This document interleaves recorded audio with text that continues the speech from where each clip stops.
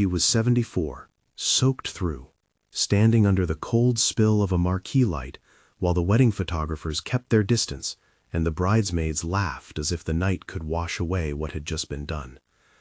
She had come with one hand on a paper bag and the other on an old photograph. The glass doors had swung shut in her face. A waiter had held the door with a white-gloved hand and let her go. Someone in the crowd, an aunt perhaps with high heels full of scorn, had called her the wrong kind of poor. The words landed like stones. They pushed her out, the narrator would say later, because sometimes truth must be said plainly. Gabriella's breath, held all evening for applause and gilded vows, found space again to be cruel. Her smile, perfect and white, didn't reach her eyes.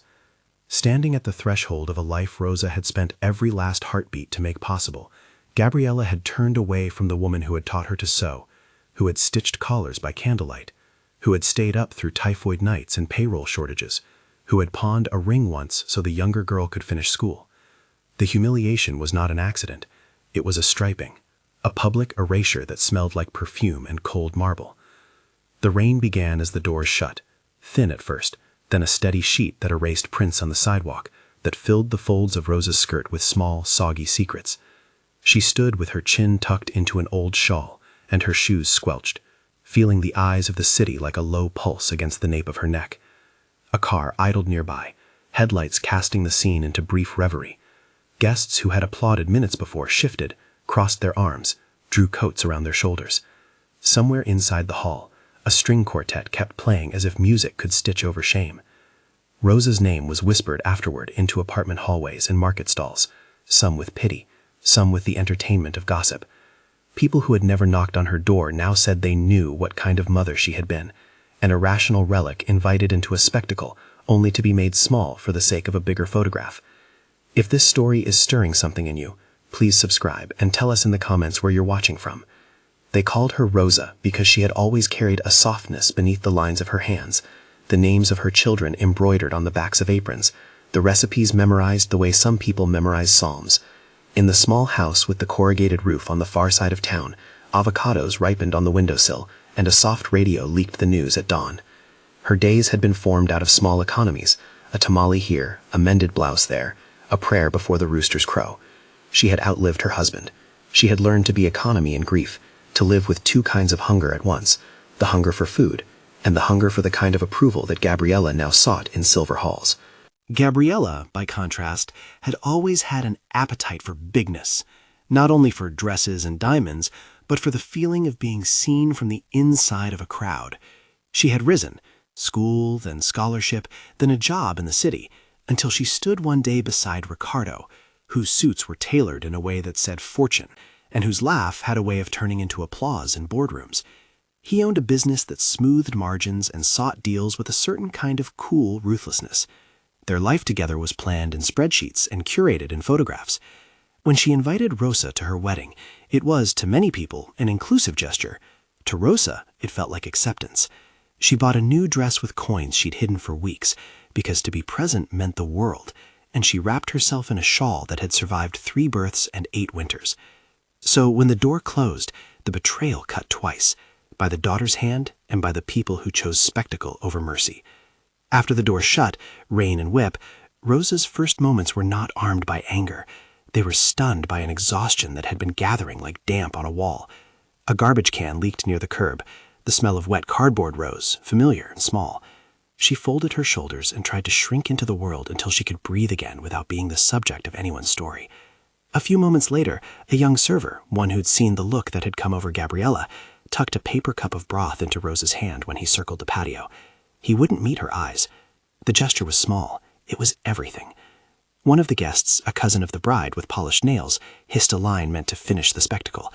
"You should have stayed home." The word pathetic hung in the air like a moth. Someone filmed with a phone.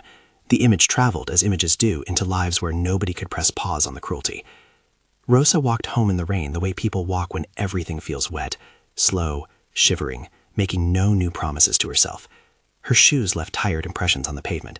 A stray dog sniffed the hem of her dress and then trotted off, disinterested. In the kitchen of her small house, she sat by the radio and held the cup of broth. A neighbor, Doña Consuelo, came by later carrying a wrapped loaf and a blanket. Consuelo had been a companion through births and funerals and municipal forms. She had hands that never seemed to stop moving. She set the loaf down, wrapped the blanket around Rosa's shoulders, and said without ceremony, "They'll see. They'll all see." The reassurance was more a prayer than a promise, but when it came from Consuelo, it carried the weight of someone who had seen worse and learned to wait on God. That night, Rosa lay awake and counted the stitches of the roof with her eyes. She thought of the photograph in her bag, the black and white of her young self with a child on her hip, and she thought of the pockets she had filled with small coin after small coin for Gabriella's school books. Anger rose, yes, like the first of the clinking waves against a boat, but it was accompanied by an older feeling, a long tenderness that softened the edges of fury into something like sorrow. "I did what I could," she said aloud, to the empty rafters or to God, she did not know. "I did what I could." Some nights after humiliation, mercies arrive with small, ordinary faces. The next morning, a cardboard box arrived at her door. Someone had left it under the porch light. Inside were tins, tortillas, a small bottle of oil. There was a note, "From those who remember you at the market." It was anonymous generosity, the kind that says, without fanfare, "We have not forgotten you." A neighbor offered Rosa a few hours' work at the market, sweeping tables and helping sell empanadas. It was not much, 3 hours for a little over 20 pesos, but it was dignity, and dignity tastes like bread when a person is hungry. On a slow Friday at the market, where the air was full of cilantro and diesel and the cadence of vendors calling prices, Rosa found herself watching a man at the far end of the stall row. Don Fermin had sold paper for lotteries there for as long as anyone could remember. His face was a map of weathered laughs and compromises, his hands practiced and patient as he counted tickets out of a wooden box. People called out numbers, and he nodded. Sometimes someone gave him a coin and left with a paper that had a life of promise and impossibility. That day, the box he opened held only a thin stack. He fumbled, and his fingers came out holding the last one, the final ticket, and he looked around as if surprised by his own hands. The last ticket is a strange thing in a stall where breath meets money, obsolete and holy in the same moment. People shoved by, coins chiming in, but there was a pause like the one that happens in a church when everyone waits for the benediction to see what shape it will take. Rosa did not plan to buy a ticket. She had counted her pennies at home until the numbers made a dull, resigned stitch in her chest. She had said to herself she could not. But when Don Fermin looked at her, there was a recognition, a soft tilt of his head that seemed to ask if she might want to try her luck at the edge of chance. 50? He asked, naming the price, and around them the market kept its steady, indifferent music. Pigeons, the scrape of a moped, the shout of a woman selling oranges by the kilo. Rosa's fingers went to her apron, then to a pocket where she kept a coin for prayers. It was not enough. She felt the old weight of thrift, the decades of saving small things for large emergencies, settle like a stone on her tongue. She could almost hear Gabriella's voice, so modest, like an accusation. The crowd might find it funny, yet she lingered. Don Fermin, seeing more than the cash in her hand, opened the wooden box and showed her the face of the ticket. It had numbers printed in neat rows. He bit his lip in a way that told her he'd seen how the wind of fate sometimes changes its course. Before she could decide, the air shifted in a way that the market denizens described afterward with halting wonder. The light near the fruit stands seemed to hush. Someone remembered later how the scent of orange blossoms stood still for a second. Rosa felt, quite plainly, a hand, warm and not touching, press something into her palm. She looked down. There, folded into the cracks of her skin, was a small bill, 50 pesos. It was as if it had always been there and had waited for her hand to open. She had not put it there. She had not even worked up the courage to say a prayer aloud. But when a stranger had offered to buy warm bread for the neighbor's child that morning, she had felt a tug in her chest that loosened coins she would otherwise have kept. The 50 came like an answer that had been traveling to her for a long time in small and seemingly unrelated kindnesses. There are moments in a life when the world seems thinner between heaven and earth. Rosa, who had learned to talk to God in the whispered cadence of a washerwoman's rhythm, closed her fingers around the bill and felt a warmth move across her knuckles. She stood, the market's noise pressing around her like a crowd, and for a breath thought she might be mistaken. Fatigue and grief can hand you illusions. Then, as if the breath that moved her was not only hers, a man in simple, clean clothes came closer, eyes soft and direct. He wore no crown, no halo the way artists draw, only a presence that made radio voices drop in pitch and children forget to pick at fruit. People later said they could not exactly remember his face, only the feeling that had come with it, a peace that would not be hurried away. He spoke with a voice that sounded like the inside of hymns. It was not loud. It did not push.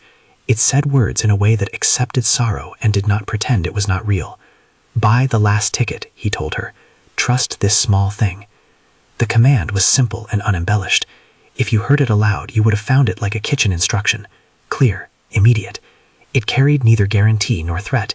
It was not a promise of triumph for all who followed it. It was a direction to one woman standing in the rain and the dust.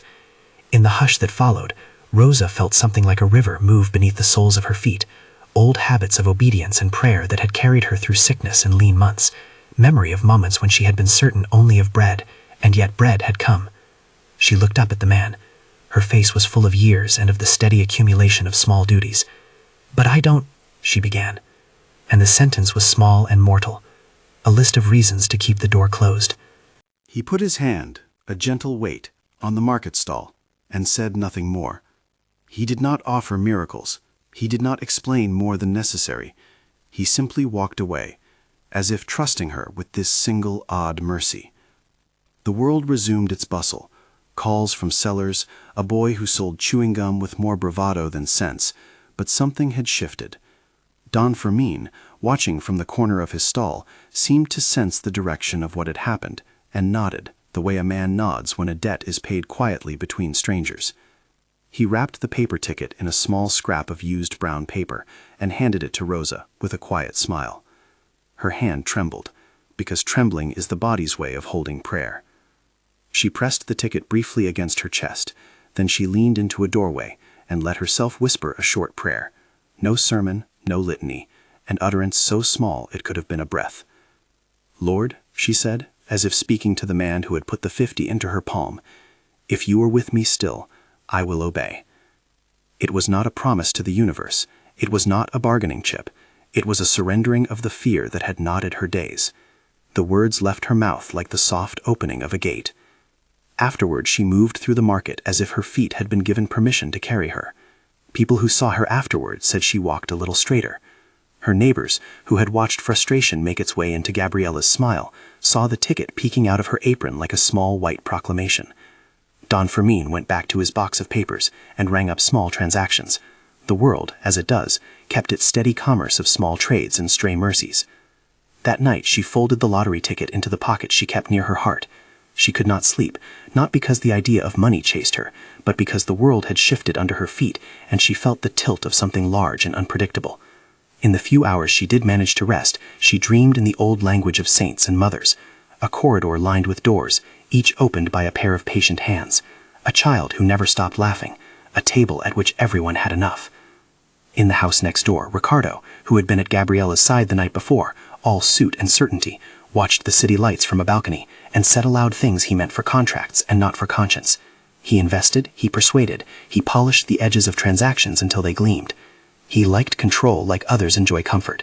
He was the sort of man who knew how to turn opportunities into leverage, and to him a lottery ticket was a variable in a sum he had not yet considered.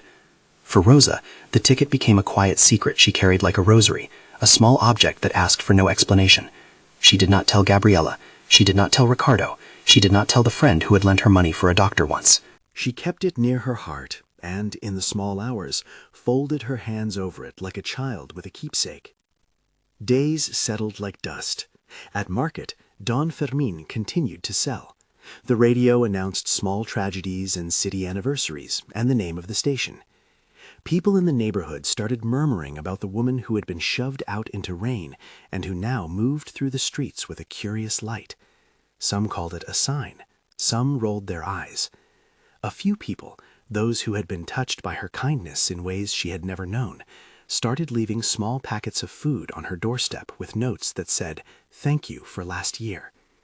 The community that had once been background noise became, in a slow and humble way, a chorus of hands. And yet tension remained. The ticket in her pocket sat between the certainty of morning bread and the lure of what if.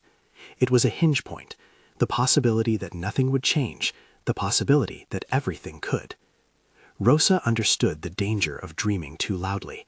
She had watched other hopefuls get swallowed by promises bigger than their footing. She had learned to pray quietly, to trust slowly. The instruction she had heard, the simple directive in the hush of the market, was not a formula, it was a single step.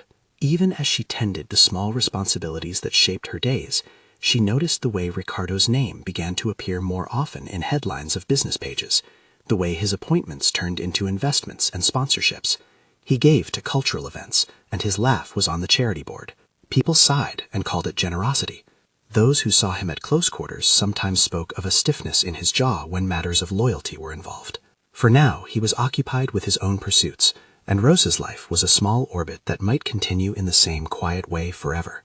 But whether she knew it or not, an event was preparing to arrive. The news would call it a drawing, the radio would count down. For Rosa, it would feel like the slow approach of a train, inevitable, loud, a thing that would either pass her by or take her somewhere she could not yet picture.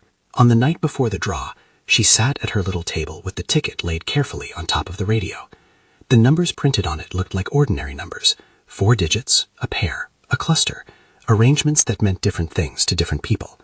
She pressed the paper to her chest and whispered again, this time not a request, but a simple gratitude for the kindnesses she had not earned and for the familiar presence she had felt in the market that afternoon. Outside, the rain that had once mocked her with timing now came back in a softer form, steady, forgiving. She folded the remaining bread slices into a tin and set the table for herself and for the neighbor she knew would come early to pick up groceries for her sister. There was a small comfort in domestic routine, rinsing the pan, setting the chair, humming a song she had learned when she was young. She did not sleep much that night. The ticket lay against the radio's warm casing like a promise that could not be confirmed until tomorrow. She thought of Gabriela, not with the sharpness of a needle, but with the ache of 30 years folded into a garment. She thought of the life she had lived, the small economies of sacrifice, the nights with babies who cried and pills that were too expensive, the nights she'd sat up oiling the hem of a dress for a girl who wanted to leave. A part of her wanted nothing more than peace, and another part, this stubborn human part, wanted to know whether the world could bend toward rightness. At dawn, the city would awake, and the numbers would be read out in a cadence practiced by radio hosts who had read them 1,000 times. Somewhere a man in a suit would put on a hat to go meet with investors. Somewhere a woman in a white dress would look at photographs and wish nobody could see the shadows they revealed. And somewhere a 74-year-old woman would hold a piece of paper and wait, not for how it would change her materially, but for what it meant, that even when the world pushes you to the threshold, sometimes something unexpected finds you there. The morning came with a gray kind of light, the kind that makes colors paler and resolves nothing. Rosa boiled water for coffee and turned the radio dial. The announcer's voice came in, warm and steady, speaking of weather and markets, and then, as if cued like a curtain, the segment that made the hair on a person's arms stand up, the drawing. She unfolded the ticket and smoothed it with the careful hands of someone used to mending small rips. Neighbors filtered by the windows, their faces more curious than ordinary. Don Fermin swept by the stall with his broom, nodding in a way that said he had done his part in the rhythm of things. In the kitchen, Rosa folded the ticket and slipped it close to her heart. The radio voice counted the first numbers, then the second. Her breath shortened as if the chest were a bell being struck, waiting for its note. Outside, down the street, a car slowed. It idled there like a punctuation mark, and for a moment she thought every vehicle was a messenger. She kept her hands folded, because that's what you do when you wait. You make your body small enough to hold the moment inside. The clock made a sound in the other room. The announcer took a breath. The numbers began to roll like a little drumbeat on the air. The numbers began to roll like a little drumbeat on the air. One by one they fell into place, the first, then the second, the third. Rosa felt her mouth go dry, as if the room in her chest had been hollowed out and filled with the sound of those syllables. She held the paper tight, fingertips whitening. The announcer's voice moved on, calm and ordinary, until the final cluster finished and the radio breathed out the quiet that follows a thunderclap.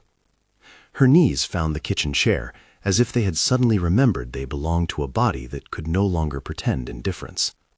The ticket in her hand looked the same as it always had, thin, printed, easily folded. It should have been only paper. It should have been the last small thing that would not change the shape of days.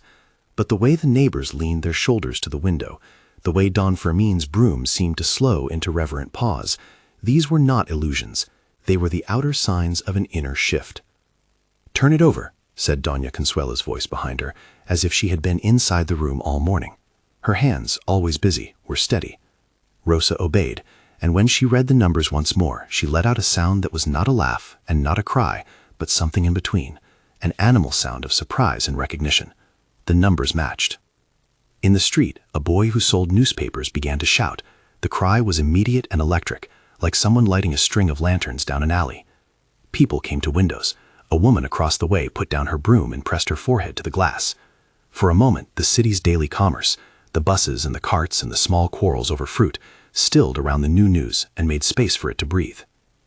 News, when it lands in a neighborhood, does not arrive only as information. It arrives as a pressure that changes faces and plans. By noon, the radio had replayed the sequence of sounds twice, and then a third time.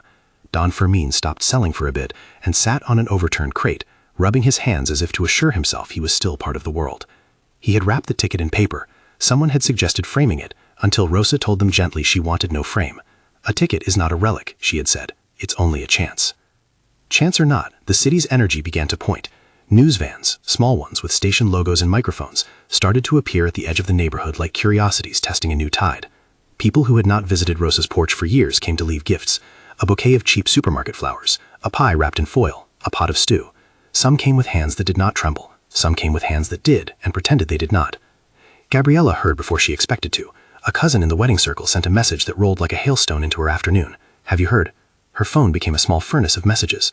Ricardo's expression, that evening when he read the news, folded into lines that suggested calculation more than shock. He smiled once, the kind of smile a man practices for a boardroom. He called Gabriella then and asked to come by. When he walked into Rosa's kitchen the next day, because Gabriella insisted, because there was a pull that guilt can only sometimes name, he came with a folder and the suggestion that prudence should guide joy. He spoke of management, of trustees, of financial advisors with names that sounded like paragraphs. His voice was polished. He mentioned security and future, and the way he could put the money into accounts that would protect it from predators. On his tongue, the words were half protection and half positioning. He offered Rosa a pen and a thick contract, as if the ink could seat her where she belonged, behind someone else's signatures. Rosa looked at the glossy paper and felt the old muscles in her hands tighten. She had mended shirts with those fingers. She had folded diapers and hemmed sleeves. She had balanced household accounts on scraps of receipt in the backs of drawers. She knew the weight of promises made by light. She had been poor long enough to distinguish bread from clever words wrapped around bread. "Sign here," Ricardo said, leaning forward with the ease of someone used to gestures being answered. Rosa's eyes went to Gabriella. Her daughter's hands trembled. There were wetness and apology that had not been there a week earlier. Gabriella's voice came, thin and earnest. "Mama, let him help. Let me help. We can fix everything together."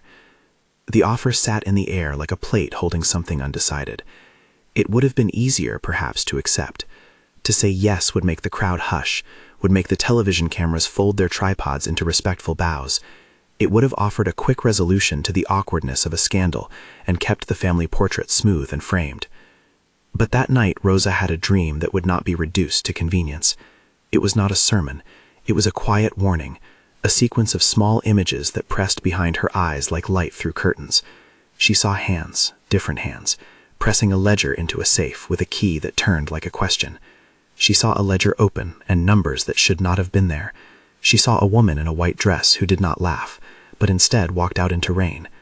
The images were not loud, but they carried a heaviness that left her body with the taste of metal.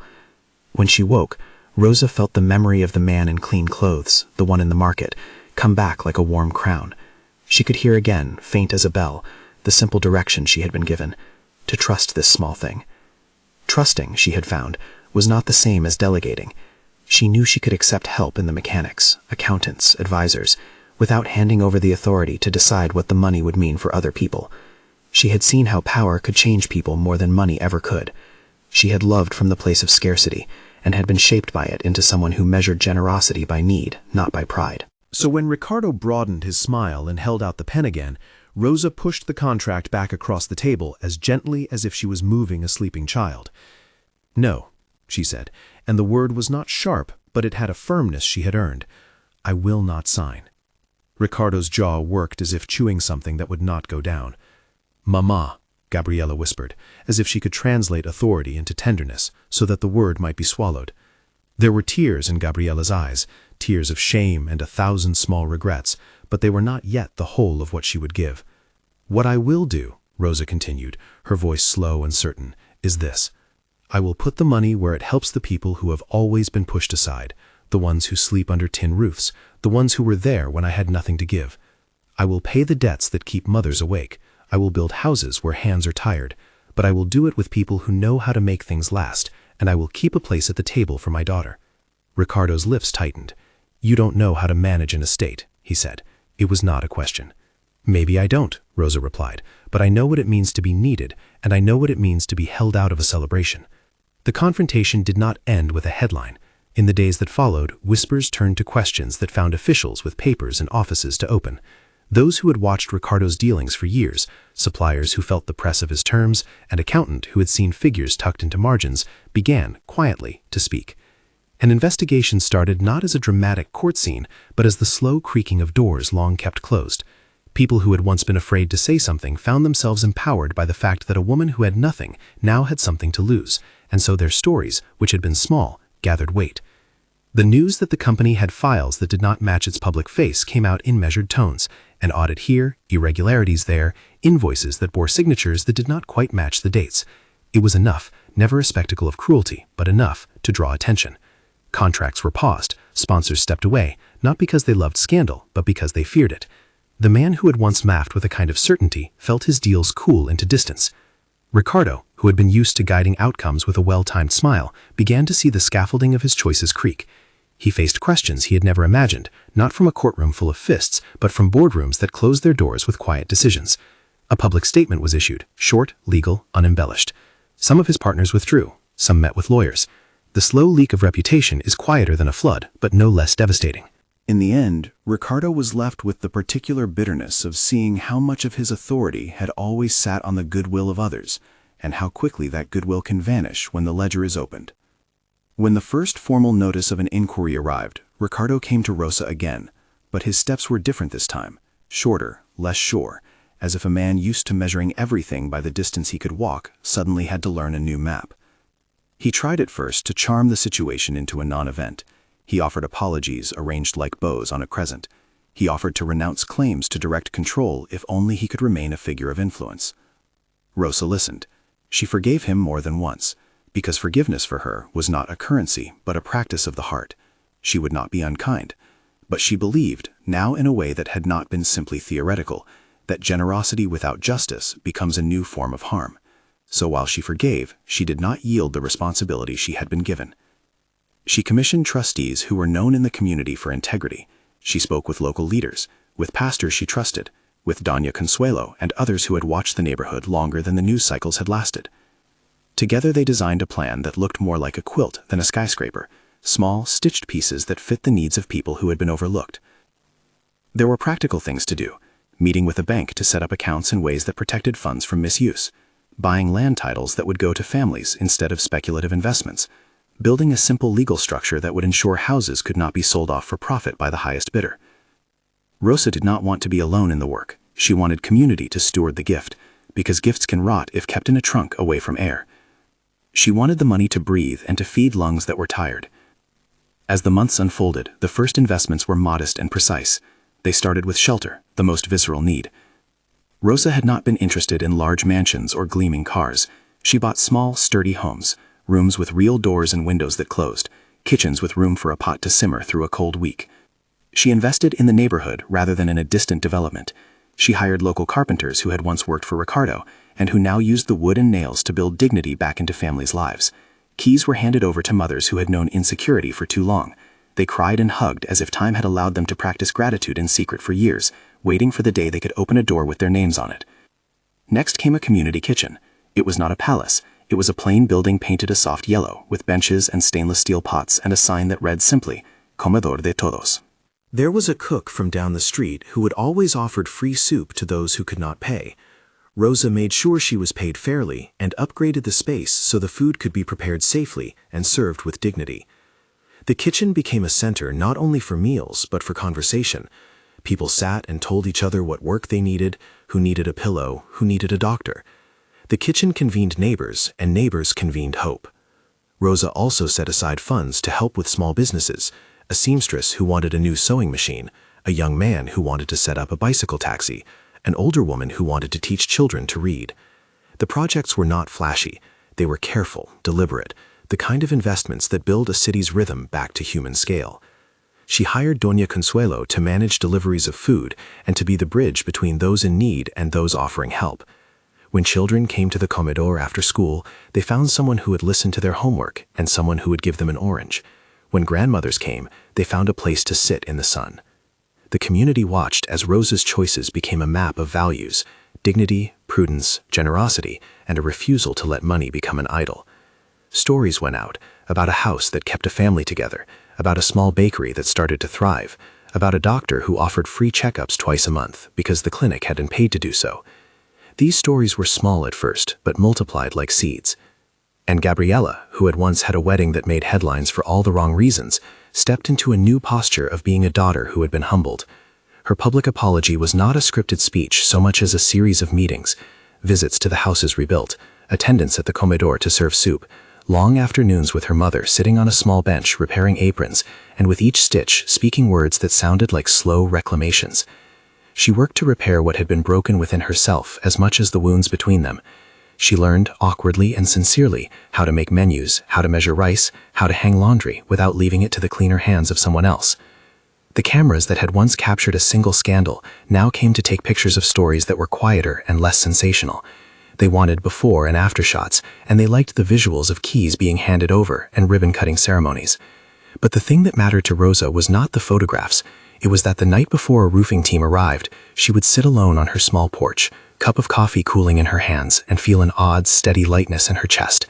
It came from a thought as simple as air, the knowledge that a person she had never met would now have a place to sleep that could not be taken away because someone else needed a profit. Ricardo's fall did not become a public spectacle of humiliation. There were meetings, and then there were consequences, partners who left, projects delayed, the slow isolation of a man discovering that relationships built on advantage will not bear the test of scrutiny. He appeared in interviews that tried to recast things as misunderstandings. His lawyers used the language of technicality. In the neighborhood, people who had once benefited from his largesse found themselves thinking about balance and how generosity can arrive with strings. Some forgave him, some turned away. He lost deals that had once been comfortable. For those who watched closely, his story served as a cautionary shape, that wealth built on cutting corners will never yield the kind of fruit that feeds a community. In time, Ricardo came to a small meeting at the comedor. He did not ask for forgiveness with grand words. He sat at the back and offered to serve plates, to wash dishes, to be present without claiming authority. It was not a theatrical repentance. It was a man learning humility by being given tasks in a kitchen he had once sponsored from a distance. Gabriella saw him there, and one evening took his hand between her palms and forgave him in words that were raw and steady, because forgiveness is more often a daily practice than a single declaration. The neighborhood did not become a perfect place overnight. Old suspicions took longer to dissolve than roofs to go up. People argued about priorities and about who should lead and how funds should be allocated. But the argument was now over how to serve rather than who could control. Meetings were public, accounts were open. Rosa insisted on transparency because she had learned that secrecy feeds corruption and that a community that owns its choices will guard them more fiercely than any single person can. Years later, when someone would write a small piece about the woman who had once been pushed out into rain, they would not only talk about the lottery ticket, they would talk about the way that chance had been met with choices grounded in memory and mercy. They would speak of a woman who had understood that blessing does not mean turning away from past wounds, but fixing them with generous hands. There came a day when Gabriella and Rosa sat side by side at a modest table, plates of stew steaming in front of them, and their conversation was ordinary. They spoke of a dress being mended, of a grandchild's laugh, of a heater that needed fixing. There were tears, yes, and apologies shaped into promises practiced with time. They did not erase the cruelty of that wedding night. They named it, and they let the naming be part of the healing. "I've been foolish," Gabriella said once, voice shaking. "I thought I had to belong to a certain image. I forgot what I was taught." Rosa took her daughter's hand, and with the softness she had always kept like a secret strength said, "You were scared when you turned. I forgive you. We will build from here." Rosa never let the work make her unrecognizable to herself. She still stitched at night. She still hummed old songs while mending hems. The houses she bought were not palaces on purpose. She remembered the taste of porridge and the way a family can tighten around a small table. There were evenings when she sat at the head of the comedor and watched as people ate, laughed, traded news. She would close her eyes sometimes and think of the man in simple clothes who had moved through the market and given her a small bill, who had asked her to trust one small thing. If there was a theology in her action, it was humble. Obedience did not buy protection from sorrow, but it opened doors for service. People called her a millionaire in print and on the radio, and the label felt strange to her, an awkward, glittering name that did not match the felt sense of being someone who had always lived in need. When reporters asked whether she felt different now, she would tilt her head and say something like, "Fortune is not a place you live, it's a responsibility you try not to squander." She refused interviews that treated the story like a rags-to-riches novelty show. She wanted the focus to be on the families who now had roofs. Once, in the quiet of an afternoon, a reporter asked the question everyone wants answered in such tales. "Did you feel singled out? Chosen? Where did this all begin?" Rosa considered the man in the market. She considered the small bill that found her palm and the hush that had fallen when he spoke. "I felt seen," she said, and the word was simple and true. "Not because I'm better, but because I have been faithful to small things. I have held children. I have mended shirts. I have given what I could." Sometimes faith meets you in the shape of a command so small you can almost ignore it. I listened. People of faith in the neighborhood understood the difference between a rule and a call. The call that had touched Rosa had not promised riches as a general rule. It had been a specific instruction to a specific woman in a specific hour. The sermons at the small chapel down the road used her story to remind people of biblical themes, justice, mercy, stewardship, without turning the event into a formula. Ministers were careful to say that God's dealings are not commodities to be bought or sold. Rosa herself never told the whole story of the man in the market. She said the specifics of the encounter in ways that respected the sacredness of the moment, that she had felt peace and a direction, and that she had obeyed. She refused when people asked for the man's name. "I call him the one who came to remind me," she told those who asked. "Names are small for what he did." There were moments, of course, when leftover resentments crept back, when a bill was overdue, when a contractor failed to finish a roof, when a child who had been given a sewing machine did not use it. Those raw edges required patience. Rosa assembled a team to help manage those challenges. Advisors who could read contracts, neighbors who could mediate disputes, volunteers who would apprentice the young. She gave work to people who had once been marginalized, making sure that the dignity of labor remained central to the plan. As time passed, the neighborhood gradually changed in ways that were hard to measure in neat statistics. Children grew with a steadier sleep. Families ate with less fear. People who had once been invisible now had names on postal boxes. When someone asked Rosa what she would have done differently, she would simply say, "I would have listened sooner to those near me." It was a humility that was not self-abasing but sensible, an admission that no one person can right all wrongs, but that one person's refusal to be silent can tilt a community toward mercy. Ricardo, in the end, walked a different path. He never became a villain in a storybook. He became, more painfully, a man who had to reckon with choices. There were apologies and awkward attempts at restitution. There were, too, seasons of solitude in which he learned to measure his worth by deeds rather than by market caps. He did not vanish. He repented in small ways and offered to help where he could with work he had no claim over. People accepted some things and declined others. The community, shaped now by the taste of fair dealing, was cautious where it had once been dazzled. When spring came the following year, Rosa walked down a street lined with jacarandas in bloom. The scent of flowers carried the memory of old rains and new beginnings. She paused at the doorway of the comedor and watched a child hand a bowl to an older neighbor. The movement, simple, human, felt like a sacrament.